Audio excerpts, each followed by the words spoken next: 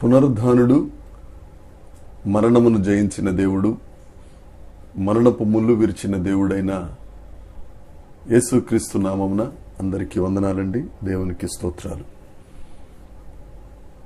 పడిపోయిన వాటిని పడగొట్టే గొప్ప దేవుడు, పాడైన జీవితాలను బాగు చేసే దేవుడు, మారాను మధురంగా మార్చే యేసుక్రీస్తు ప్రభువు మన బ్రతుకులలో మరొక నూతన దినమును అనుగ్రహించినందుకు సమస్త మహిమ, ఘనత, ప్రభావములు యేసుక్రీస్తు ప్రభువుకే చెల్లునుగాక.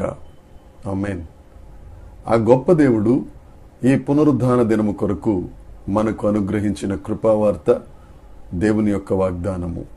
మీకా గ్రంథము 7వ అధ్యాయము 11వ వచనము.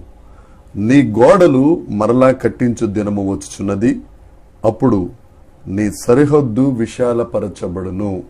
దేవునికి స్తోత్రం కలుగునుగాక, దేవునికి మహిమ కలుగునుగాక. ఈ పునరుద్ధాన దినంలో దేవుడు మనందరికి ఇస్తున్న వాగ్దానం, మన గోడలు ఆయన మరలా తిరిగి కడతానని, సరిహద్దులను విశాలపరుస్తానని ఆయన వాగ్దానం చేస్తున్నారు. ఏ గోడలైతే పడిపోయినాయో, ఏ సరిహద్దులైతే కూలిపోయినాయో, నా ప్రియ సహోదరి సహోదరుడ, ధైర్యంగా ఉండు. దేవుడు నీతోనే మాట్లాడుతున్నాడు. ఏ ప్రేమ గోడ పడిపోయిందో, ఏ పరిశుద్ధత అనే గోడ పడిపోయిందో, ఏ దౌర్భాగ్యం అనే సరిహద్దు కుచించుకుపోయిందో, దేవుడు నీతో మాట్లాడుతున్నాడు. ఆ గోడలు నేను కడతాను. మీకా ప్రవక్త రాసిన ప్రవచన వాక్యది.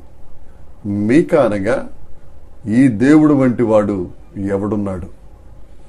అంత గొప్ప ప్రవక్త దేవుని పక్షాన నిలబడి నీతో నాతో ఇస్తున్న ప్రవచన వాక్కు.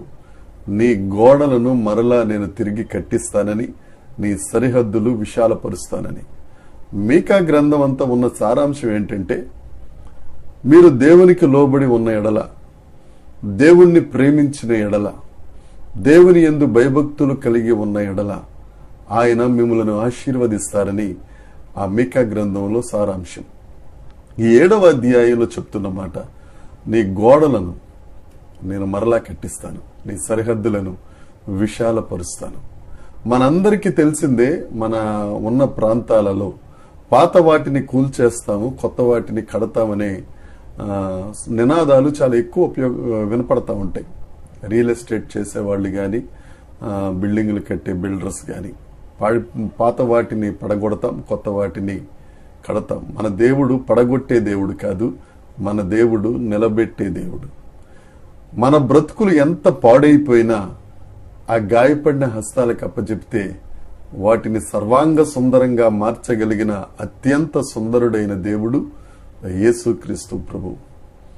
యోసేపు జీవితాన్ని కుటుంబస్తులే కుక్కలు చింపిన విస్తరాకులాగా మార్చేశారు. కానీ దేవుడు ఒక రాజుగా ఆయనను నిలబెట్టారు. దావీదు జీవితాన్ని కుటుంబస్తులే, తన బంధువులే పాడు చేసేశారు. దేవుడు మహారాజులాగా దావీదును ఉంచి ఆ దావీదు కుమారుడని చెప్పుకోవడానికి ఇష్టపడ్డ గొప్ప దేవుడు. ఒక గొర్రెల కాపరిని రాజుగా సరిహద్దులు విశాలపరచగలిగిన సమర్థుడైన దేవుడు యేసుక్రీస్తు ప్రభు.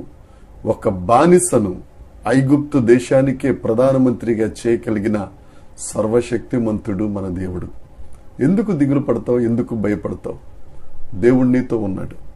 ఏ గోడలు పగిలిపోయినాయో, ఏ గోడలు కూలిపోయినాయో వాటినే నీ దేవుడు నిలబెట్టి అనేకుల ఎదుట నిన్ను తలగా చేసి ఆశీర్వదించి అనేకులకు ఆశీర్వాదంగా చేస్తారు. ఆ దేవుడు చెప్తున్నాడు, నీ గోడలను నేను తిరిగి కడతాను, నీ సరిహద్దులను విశాలపరుస్తాను. నీవు నా ముందు నువ్వు మోకరించి ప్రార్థించినట్లయితే, నా మీద ఆధారపడినట్లయితే నిన్ను బాగు చేసే దేవుడను నేనే. ఆ దేవుని వాగ్దానాన్ని స్వతంత్రించుకుందాం. ఆ దేవుని ఎదుట సాగిలపడదాం. ఈ వాగ్దానం నీ కోసమే. ఈ పునరుద్ధాన దినములో దేవుడు నీతోనే మాట్లాడుతున్నాడు. దేవుని ఆలయానికి వెళ్ళు, పడిపోయిన వాటిని బాగు చేసే దేవుడు, నీ సరిహద్దుల్ని విశాలపరిచే దేవుడు, సియోన్లో నుండి దిగి వచ్చి నిన్ను ఆశీర్వదించునుగాక. దేవుని కృప మనందరికీ తోడై ఉండునుగాక. Amen, amen, amen.